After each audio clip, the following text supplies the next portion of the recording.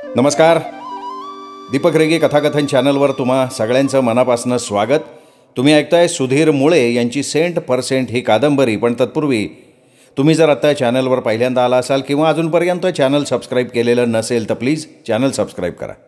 ऐकूयात सुधीर मुळे लिखित सेंट% भाग 2. त्या अज्ञात इसमाच्या तोंडून हॉटेल जेचं नाव आणि मानेला झालेला थंडगार स्पर्श यावरून रमणनं ओळखलं की हा इसम गुंड आहे. पण आपल्याशी याचं काय काम? याचं आपण काय बिघडवलं आहे? का याला फक्त लिफ्ट हवी आहे हॉटेल जेपर्यंत? कारण हॉटेल जेचं नाव त्याने ऐकलं होतं. ते अतिशय भीतीदायक हॉटेल होतं. ते हॉटेल सर्वसामान्य माणसांसाठी नव्हतंच. सामान्य माणसांना प्रवेशच नव्हता तिथे. सर्व प्रकारच्या गुन्हेगारांचं विश्रामस्थान, आश्रयस्थान अशा शब्दांमध्ये वर्णन करता आलं असतं त्याचं. एखादं डील करण्यासाठी गुन्हेगार जसे तिथे यायचे तसंच ठरलेलं डील पूर्ण करता आलेला आपला शीण घालवण्यासाठी अनेक गुन्हेगारसुद्धा तिथे यायचे. त्यांचा शिणवटा घालवण्यासाठी जेमध्ये अनेक सुखसोयी होत्या. मसाज पार्लर्स होते, कॅसिनो होते, खाण्यापिण्याची चंगळ होती. या सगळ्यांचा मनसोक्त उपभोग घेण्यासाठी फक्त 2च अटी होत्या. पहिली, तुमच्या खिशात भरपूर पैसा असायला हवा आणि दुसरी म्हणजे तुम्ही गुंड असला पाहिजेत. पैकी पहिली अट रमण पूर्ण करत असला तरी दुसऱ्या अटीत तो अजिबात बसत नव्हता. त्यामुळे आजवर हॉटेल जेमध्ये जायची वेळ त्याच्यावर आलीच नव्हती. कुतूहलापोटी जाताना येताना त्यांनी अनेक वेळा जे बाहेरून निहाळून पाहिलं होतं. आता हा जो कोणी गुंड आहे त्याला बहुतेक हॉटेल जेमध्ये जायचं असेल आणि जाण्यासाठी लिफ्ट मागण्याची पद्धत असावी त्याची. पण आपणच का? कुठल्याही रिक्षावाल्यानं सोडून दिलं असतं की. शिवाय जेला सोडल्यामुळे भाडं मागितलं सुद्धा नसतं त्याच्याकडे. साली आधीच ती मायाच्या गायब होण्याची भानगड, त्यात ह्या गुंडाचं लचांड कशाला उपटलं? विचारांच्या नादात कार जे समोर कधी आली ते रमणला समजलंच नाही. बस थांबव, मागचा आवाज बोलला. कार पार्किंगला घे. पार्किंगला? विचार काय आहे या बाबाचा? अनिच्छेनं आणि टेन्शनमध्ये रमणनं कार पार्किंग लॉटला नेली. लॉट वेगवेगळ्या प्रकारच्या गाड्यांनी गच्च भरलं होतं. पण असं असलं तरी लॉटला अजूनही पुष्कळ जागा होती. एक भरपूर मोकळी जागा बघून रमणनं आपली कार त्या ठिकाणी लावली. बोलून चालून या हॉटेलच्या मालकापासून कस्टमर्सपर्यंत सगळेच गुंड. उगाच कार लावताना किंवा काढताना कोणाच्या कारला चुकून धक्का लागला मग? हे गुंड म्हणे छोट्या छोट्या गोष्टींवरनं पिस्तूल चालवतात, सुरे भोसकतात. नकोच ते. त्यापेक्षा मोकळी जागा बघून तिथे कार लावलेली बरी. आता एखाद्या गुंडानं नंतर येऊन तिथे त्याची गाडी लावलीस तर मग तो काय नशिबाचा भाग आपल्या. कार उभी करून रमण तसाच बसून राहिला. त्याच्या कारचं मागचं दार उघडून मागे बसलेला तो इसम बाहेर पडला. रमणजवळ येऊन उभा राहिला. उतर की आता. का निमंत्रण द्यायचं तुला जेमध्ये यायचं? तो खेकसला तसं रमणनं दचकून त्याच्याकडे बघितलं. चांगला 6 फुटी असलेला तो इसम चांगलाच धिप्पाड होता. त्याचं तुळतुळीत टक्कल उन्हामध्ये तळपत होतं. त्या टकलावर बरोबर मधोमध कसला तरी घाव बसल्याची एक खोल खूण होती. बहुधा कुणासोबत तरी झालेल्या मारामारीची निशाणी असावी ती. त्याचे बाहू जितके पिळदार होते तितक्याच त्याच्या मिशा अक्कडबाज होत्या. अंगात करड्या रंगाचा उंची सूट होता. पॅन्टचा एक खिसा फुगलेला दिसत होता. बहुधा त्यांनी त्यातच आपलं पिस्तूल ठेवलेलं असावं. आता जेच्या आवारात असल्यामुळे त्याला शस्त्राची गरज भासत नसावी. मी मी मी कशाला हो? चाचरत रमणनं बसल्या जागेवरनं विचारलं. जेमध्ये जाण्याच्या कल्पनेनंच टेन्शन आलं होतं त्याला. कळेल आतमध्ये गेल्यानंतर तुला. चल उतर जल्दी. इकडे तिकडे बघत तो इसम पुन्हा एकदा खेकसला. निमूटपणे रमण कारमधनं उतरला. त्यांनी गाडी लॉक केली आणि त्या गुंडाच्या मागोमाग तो जेच्या पायऱ्या चढायला लागला. हॉटेल जे खूप प्रशस्त होतं. मेनगेटपर्यंत जायलाच 50-60 पायऱ्या होत्या. त्या चढत असताना रमण जेचं निरीक्षण करत होता. पायऱ्या एका मोठ्या आडव्या लॉबीत पोचत होत्या. तिथे एका रांगेत अनेक मोठमोठे दरवाजे होते.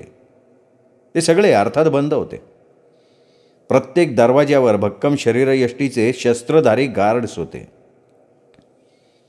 पैसे देऊन जेमध्ये ऐश करायला कसलंच बंधन नव्हतं. मात्र तिथे कोणी काही भांडण मारामारी करून जेची शांतता बिघडवण्याचा प्रयत्न केला तर सरळ भांडणाऱ्या दोघांनाही यमसदनी पाठवण्याची व्यवस्था होती.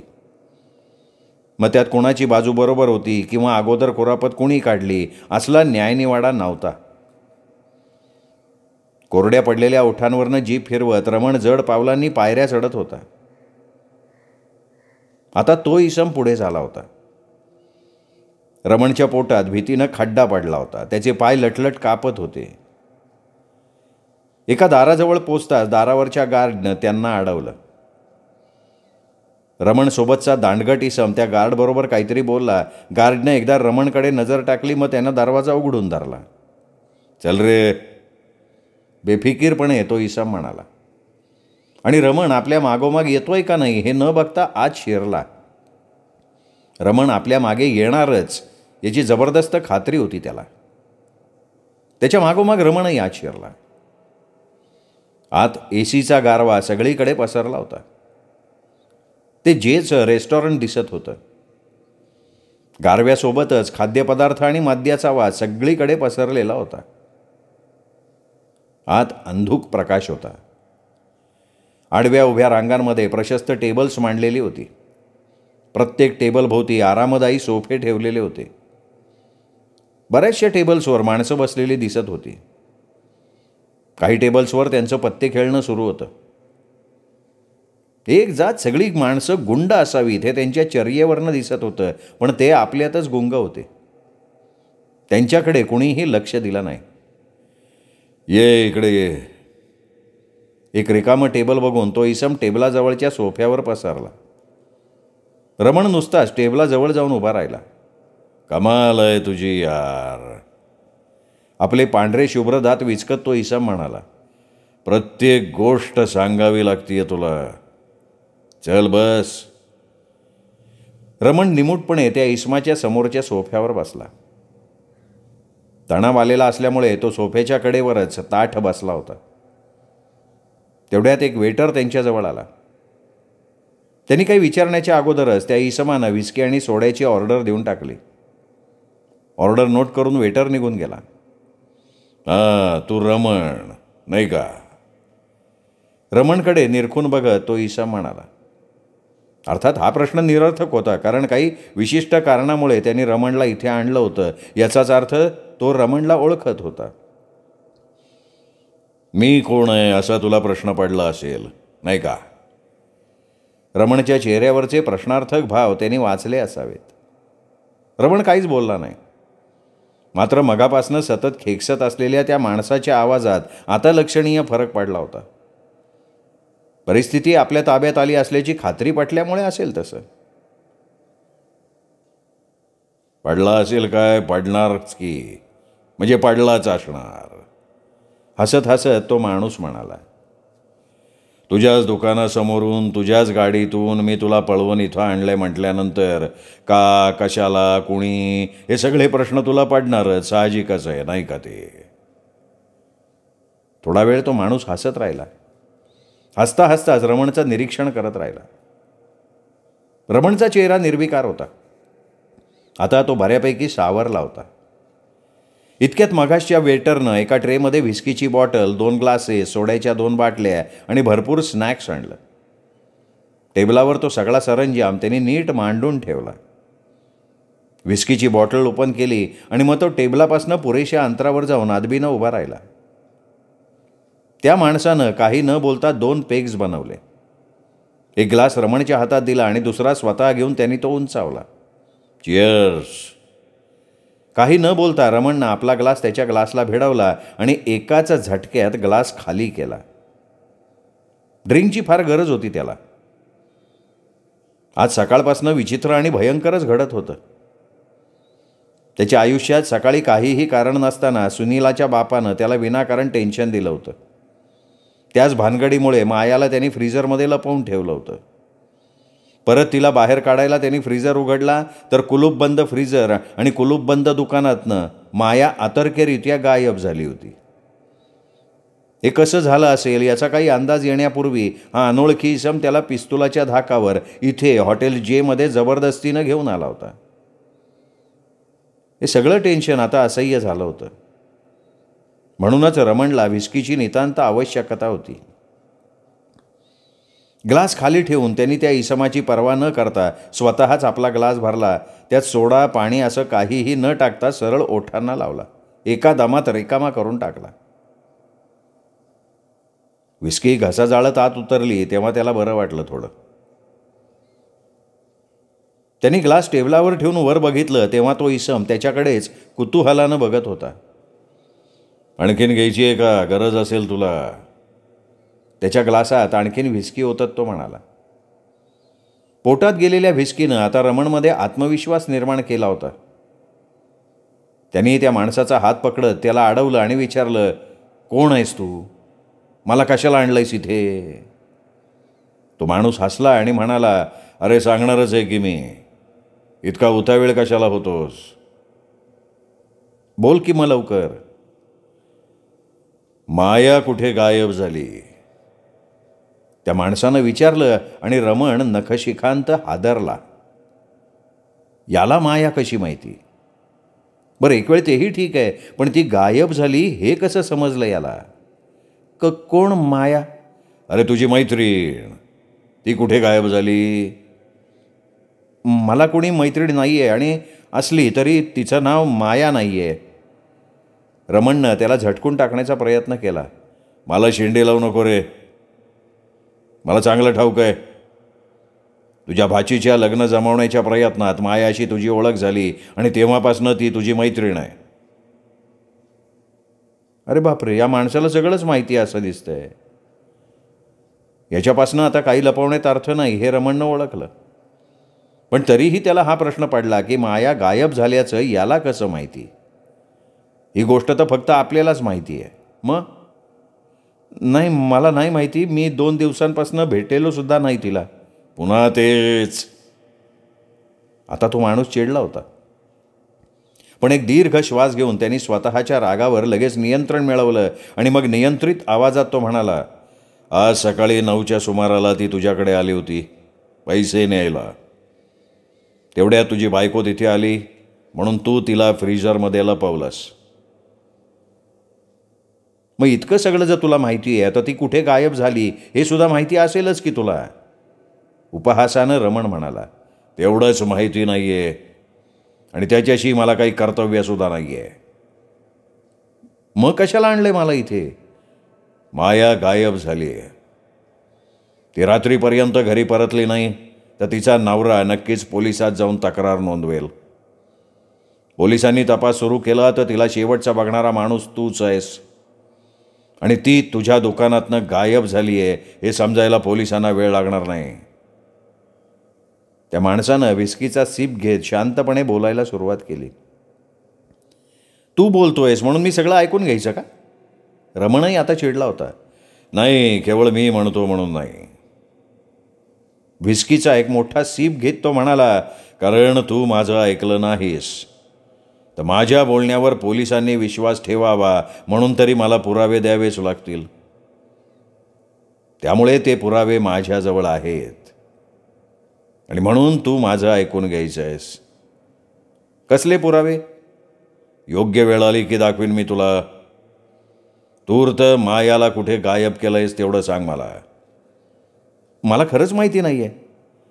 मीच ती कशी आणि कुठे गायब झाली याचा विचार करतोय. तसं तर तसं. मला तरी त्या मायात कुठे इंटरेस्ट आहे. मग हे माया तुझ्या दुकानातून गायब झाली हे कोणाला समजू नये असं वाटतंय का तुला? त्या माणसानं आता रमणच्या नजरेत आपली नजर रोखली होती. क्षणभरासाठी रमणची नजर विचलित झाली. मग त्यांनीही आपले डोळे त्या माणसाच्या डोळ्यांना भिडवले. तू ब्लॅकमेल करतोयस का मला? ब्लॅकमेल?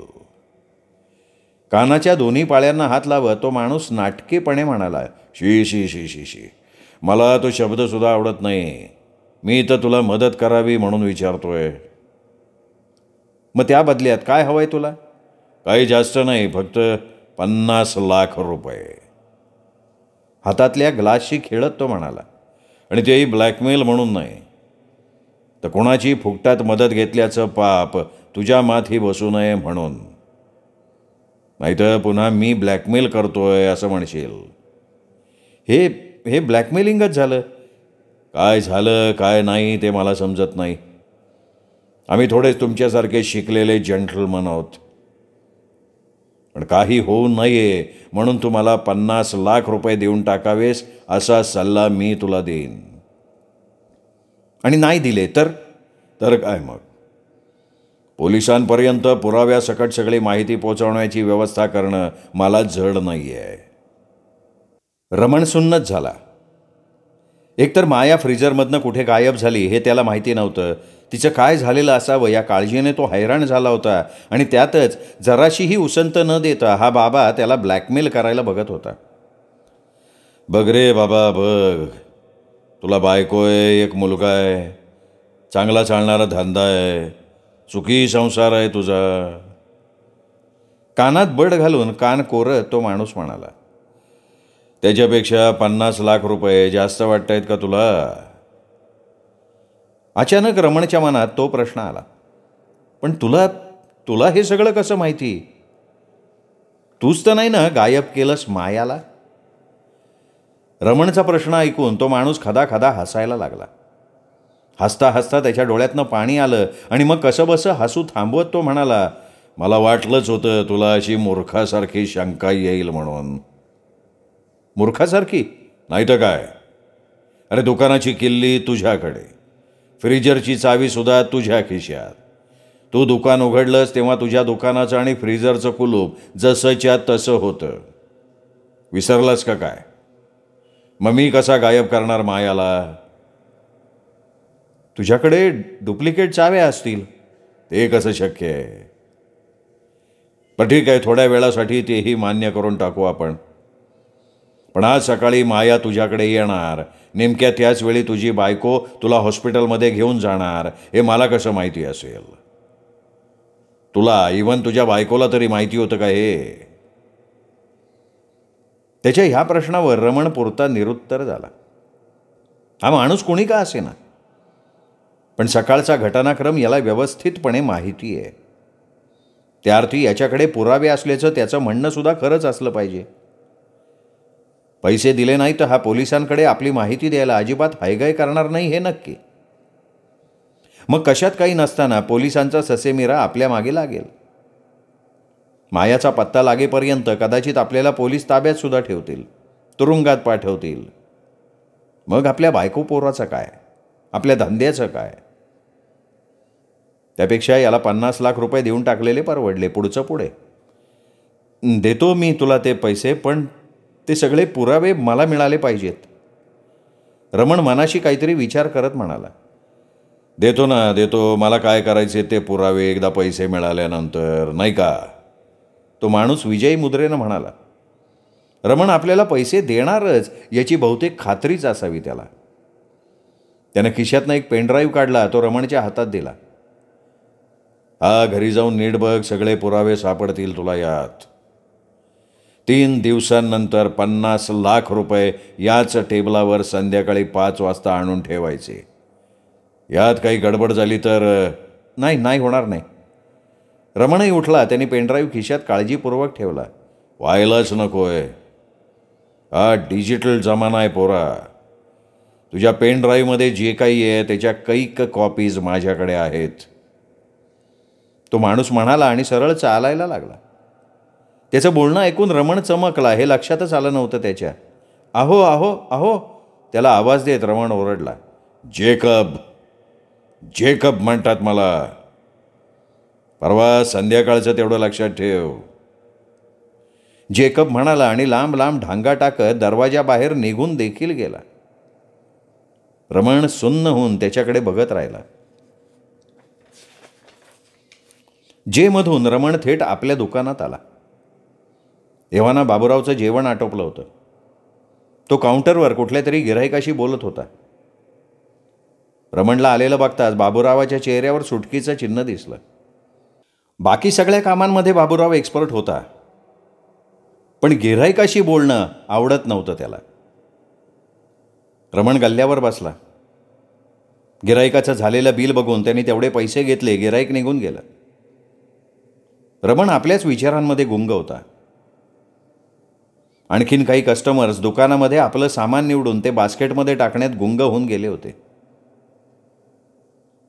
अगोदर रमणचं दुकान पारंपरिक पद्धतीचं होतं. म्हणजे गिऱ्हाईकांना आपल्याला काय हवंय याची यादी रमणजवळ द्यायची. यादीप्रमाणे रमण नोकरांना सामान काढून द्यायला सांगायचा. तेव्हा बाबूरावाच्या व्यतिरिक्त आणखीन 4 नोकर होते दुकानात. पण हे मॉल निघाले, बड्या कंपन्या या व्यवसायात शिरल्या. त्यांची ती चकचकीत दुकानं, स्वतः माल निवडून घ्यायचं कस्टमरला असलेलं स्वातंत्र्य. त्यामुळे रमणसारख्या दुकानदारांची गिऱ्हाईकं या नव्या सुपर बाजारांकडे वळली. त्यामुळे नाईलाजानं रमणला सुद्धा आपल्या दुकानाचं रुपडं बदलून त्यांच्यासारखं करावं लागलं. त्यामुळे मग जास्त नोकरांची गरजच राहिली नाही. एकटा बाबूराव विश्वासू म्हणून राहिला. सामान देण्यासाठी आता नोकरांची आवश्यकता नव्हती. कस्टमर स्वतःच आपल्याला हवं असलेलं सामान शोधून निवडून बास्केटमध्ये टाकून घ्यायचं. खरेदी आटोपली की कम्प्युटरवर बिल तयार व्हायचं. बाबूरावनं फार लवकर ते बिलिंग शिकून घेतलं होतं. शिवाय पेमेंट घेण्यासाठी स्वॅपिंग मशीन वापरणं या सगळ्या गोष्टी बाबूरावनं झडदिशी आत्मसात करून घेतल्या होत्या. त्यामुळे जास्त नोकरांची गरज राहिली नव्हती. फक्त एखादा चलाक कस्टमर हा चलाकी करून एखादा आयटेम चोरून तर नेत नाही आहे ना, इकडे लक्ष द्यावं लागायचं. त्यासाठी रमणनं दुकानांमध्ये सगळीकडे CCTV बसवून ठेवले होते. त्याचा मॉनिटर रमणच्या समोर गल्ल्यावर असायचा. गल्ल्यावर बसून रमण जेकबनं दिलेल्या धमकीचा विचार करत होता. त्यांनी दिलेल्या पेनड्राईव्हमध्ये नेमकं काय आहे ते बघण्याची त्याला उत्कंठा लागली होती. मात्र बाबूराव दुकानात असताना तसं करणं धोक्याचं होतं. या बाबूरावचं इतर सगळं चांगलं असलं तरी त्याला एक वाईट खोड होती. रमण कम्प्युटरवर काहीही बघायला लागला की हातातलं काम सोडून बाबूराव तिथे हजर. लगेच इकडून डोकं तिकडून डोकं असं करून रमण काय करतोय ते बघायची याला अतिशय चोंबडी उत्सुकता होती. त्यामुळे दुकान बंद केल्यानंतर बाबूराव घरी जाईपर्यंत रमणला वाट बघण्याशिवाय गत्यंतर नव्हतं. कोण असेल तो जेकब? त्याला कसं काय हे सगळं माहिती? मगाशी घडलेल्या घटनाक्रमाचा विचार करत असताना रमणची नजर निरर्थकपणे दुकानातनं सगळीकडे फिरत होती. एका ठिकाणी त्याची नजर स्थिरावली. तिथे एक CCTV कॅमेरा होता. चमारी, अगोदर कसं लक्षात नाही आलं आपल्या? रमणनं कपाळावर हात मारून घेतला. आपण दुकान बंद करून गेलो तेव्हा हे कॅमेरे सुरू होतेच की. आपल्या अनुपस्थितीत बंद दुकानात काय घडलं हे या कॅमेऱ्यात निश्चितपणे कैद झालेलं असणार. त्यावेळचं फुटेज बघितलं की माया गायब कशी झाली त्याचा लगेच उलगडा होईल. उत्तेजित होत रमणचा हात कॅमेऱ्याच्या कंट्रोल युनिटकडे गेला, पण लगेच बाबूराव दुकानात असल्याचं लक्षात येताच तो हात पुन्हा मागे आला. त्यांनी फुटेज बघायला सुरुवात केली असती तर लगेच बघू असं म्हणत बाबूरावनं डोकं खुपसलं असतं. रमणनं खिशातनं मोबाईल काढून किती वाजले ते बघितलं. अजून दुकान बंद व्हायला भरपूर वेळ होता. इतर कुठली वेळ असती तर रमणनं आनंदात हा वेळ काढला असता. कशाला? हे मायाच्या गायब होण्याचं लचांड उपटलं नसतं तर वेळेचं भानच राहिलं नसतं त्याला. आता त्या ब्लॅकमेलरचं टेन्शन, मायाचं टेन्शन यामुळे सेकंदाची जाणीव होत होती त्याला. मायाच्या बाबतीत नेमकं काय घडलं असेल ते कळण्याचा एकमेव मार्ग होता आणि तो म्हणजे CCTVचं फुटेज बघणं. पण बाबूराव जाईपर्यंत त्याला ते बघता येत नव्हतं.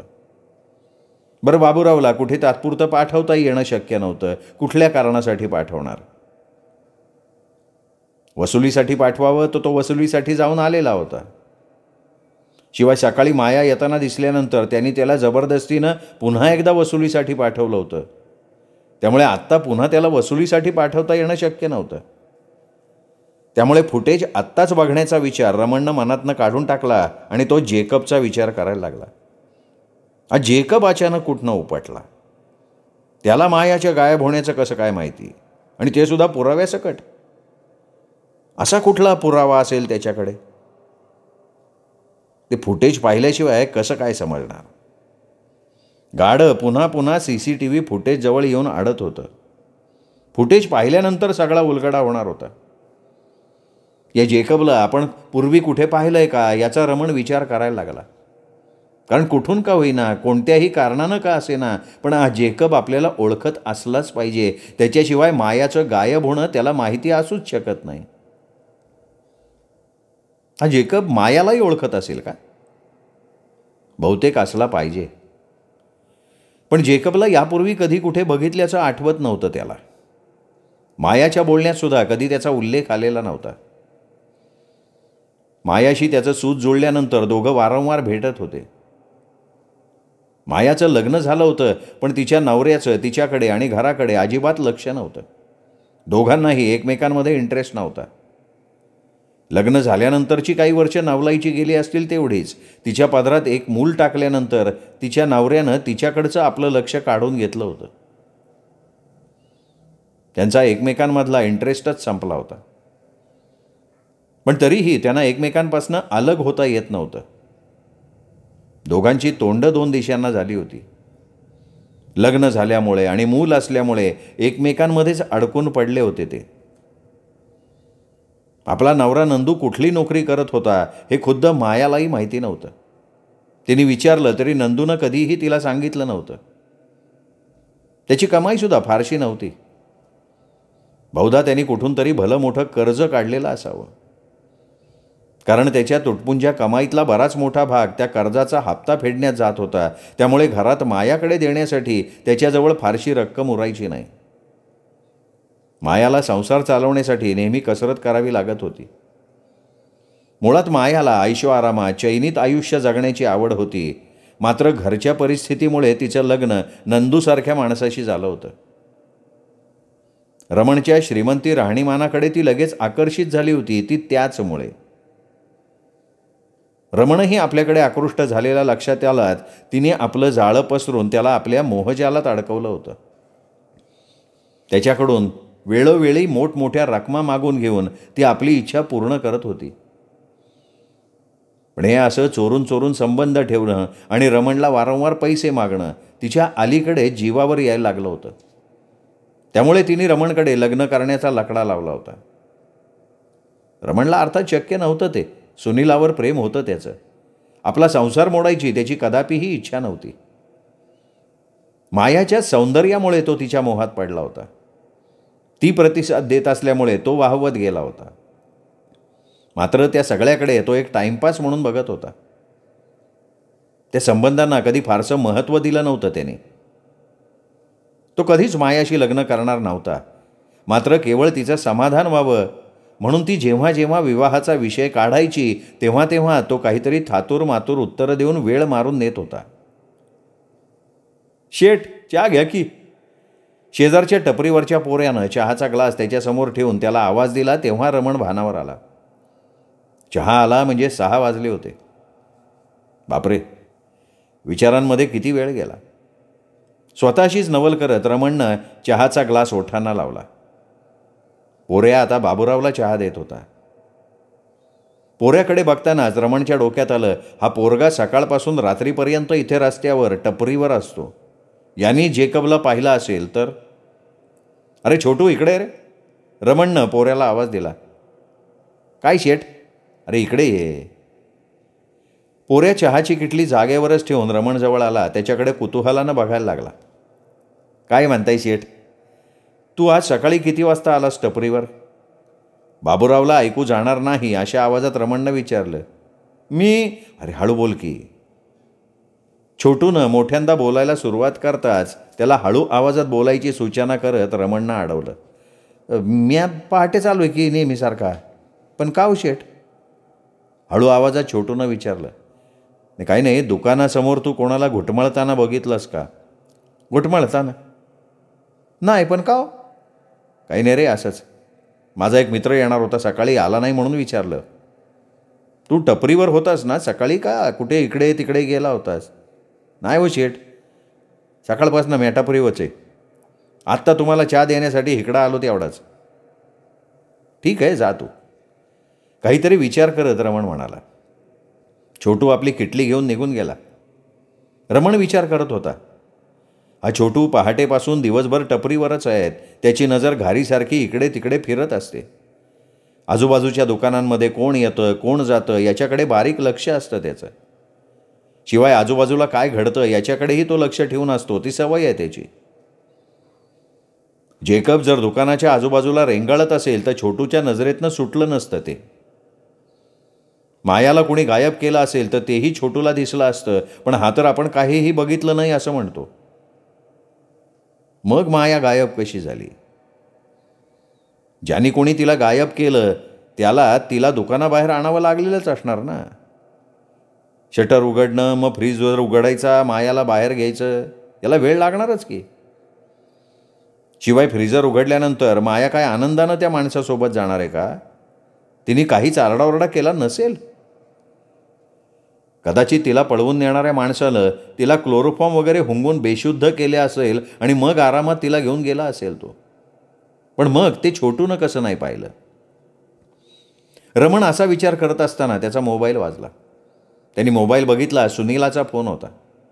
आता हिने कशाला फोन केला? कपाळावर आठ्या पाडत त्यांनी कॉल घेतला.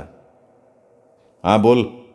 हॅलो, मला हे सांग ना, एखाद्या गोष्टीच्या डुप्लिकेटला मराठीत काय म्हणतात? 4 अक्षरी शब्द आहे. पहिलं अक्षर प्र आणि शेवटचं ती असं आहे. पलीकडनं सुनीलानं विचारलं. आईला कोणाचं काय तर कोणाचं काय. रमण मनातनं प्रचंड खवळला. इथे झालं त्या मायाचं टेन्शन आणि ही सुनीला सोडवती आपलं शब्द कोड. बरं सोडवायचं तर स्वतः सोडवायचं सोडून मला बसली आहे शब्द विचारत. आता मी म्हणजे काय मराठी डिक्शनरी आहे का? कुठलाही शब्द अडला की लगेच मला फोन करून विचारते. हे सुनीलाचं हे असंच होतं. सुनीलाला शब्दकोडी सोडवण्याचा प्रचंड नाद. त्यासाठी ती मिळतील तिथनं शब्दकोडी गोळा करायची. ज्या वर्तमानपत्रांमध्ये नुसती कोडीच असतात अशी वर्तमानपत्र तर तिने लावूनच टाकली होती. जेवण झालं की मग दिवसभर ती कोड्यांमध्ये डोकं खुपसून बसायची. एखादा शब्द अडला की लगेच रमणला फोन लावून विचारायची. अर्थात त्यांनी ते सांगितलंच पाहिजे असा हट्ट नसायचा तिचा, पण तिला तो चाळाच लागून गेला होता. खरं म्हणजे रमणला काही वाचायची आवड होती, त्याचं मराठी चांगलं होतं असं अजिबात नव्हतं. पण आपल्याला जे माहीत नाही ते नवऱ्याला विचारायचं. या बायकांच्या स्वभावानुसार ती तसं विचारायची. अगं आता मला काय माहिती? मग माहीत करून घे आणि सांग, सुनीला चिडून म्हणाली आणि तिने फोन ठेवून दिला. सुनीलाच्या त्या फोननं रमण जरी वैतागला असला तरी नकळतपणे तो तिने विचारलेल्या प्रश्नाचा विचार करायला लागला. डुप्लिकेटला मराठी शब्द काय म्हणे? असा शब्द जो प्र वरून सुरू होतो आणि तीवर संपतो. प्रतिकृती. इतकं साधं येत नाही याला. तिला तो शब्द सांगावा म्हणून त्यांनी मोबाईल हातात घेतला. तिला कॉल करणार तोच त्याच्या ध्यानात तो शब्द पुन्हा उमटला. प्रतिकृती. कोणी आपल्या दुकानाच्या चाव्यांची प्रतिकृती तर बनवून घेतली नसेल. अगदी अशक्य नाही आहे ते. आणि ती जर तशी बनवली असेल तर फ्रीजरच्या लॉकच्या किल्लीची डुप्लिकेटसुद्धा बनवली गेली असेल. आणि हे जर खरं मानलं तर मायाच्या गायब होण्याचं रहस्य अगदी सोपं होतं. असं कुणीतरी आहे की ज्याने आपल्या ह्या किल्ल्यांच्या डुप्लिकेट किल्ल्या बनवल्या, मग आपल्या अनुपस्थितीत शटर आणि फ्रीजर दोन्हीही उघडून मायाला पळवून नेलं. यस, असंच असलं पाहिजे. आता फक्त तो माणूस कोण तेवढं कळलं म्हणजे झालं. निघायचं ना शेठ? बाबूरावाच्या प्रश्नानं त्याचं चित्त भंग झालं. त्यांनी वर बघितलं. बाबूराव घरी निघण्याच्या तयारीत होता. त्याला दुकान बंद करण्यासाठी आवाज देत होता. बाबूराव तू जा, मी जाईन मागणं, मला जरा काम आहे. ठीक आहे, मी निघतो. हातात टिफिनची पिशवी घेऊन बाबूराव निघून गेला. तो जाताच रमणनं उतावीळपणे CCTV फुटेजचं कंट्रोल युनिट सुरू केलं. स्क्रीनवर वेगवेगळ्या कॅमेऱ्यांच्या इमेजेस दिसायला लागल्या. त्यानं त्यातले शटर आणि फ्रीज कव्हर करणारे 2 कॅमेरे निवडले. त्यांचे स्क्रीन एक एक करून मोठे केले. मग हा सगळा प्रसंग कुठल्या वेळात घडला असेल ते त्याने आठवलं. 9:30च्या सुमाराला माया दुकानात आली होती. ती त्याच्या मिठीत असताना 15-20 मिनिटांनी सुनीला आली होती, म्हणजे 9:45च्या दरम्यान. त्यानंतर 10च मिनिटांमध्ये ते हॉस्पिटलमध्ये निघून गेले होते. हॉस्पिटलमधनं तो सुमारे 12च्या आसपास दुकानात परत आला होता. याचा अर्थ जे काही घडलं असेल ते 10 ते 12 या कालावधीत. त्यावेळचं फुटेज बघितलं की नेमकं काय घडलं हे कळेल आपल्याला. उत्तेजित होत रमणनं शटर समोरच्या कॅमेऱ्याचा स्क्रीन मोठा केला. संपूर्ण मॉनिटरभर स्क्रीन पसरला. धडधडत्या छातीनं रमण ते बघत होता. स्क्रीनवर बंद शटर दिसत होतं. भिंतीच्या वरच्या बाजूला असलेल्या लांबच लांब व्हेंटिलेटर्समधनं प्रकाश आत येत असल्यामुळे स्क्रीनवरचं दृश्य स्पष्ट दिसत होतं. सुमारे 20 मिनिटं दृश्यामध्ये काहीही बदल नव्हता. नुसतं बंद शटर आणि दुकानाचा आतला भाग दिसत होता. थोड्या वेळानं दृश्यामध्ये काहीतरी हालचाल दिसायला लागली. तसा रमण सावध झाला. ताठ बसून काळजीपूर्वक स्क्रीनचं निरीक्षण करायला लागला.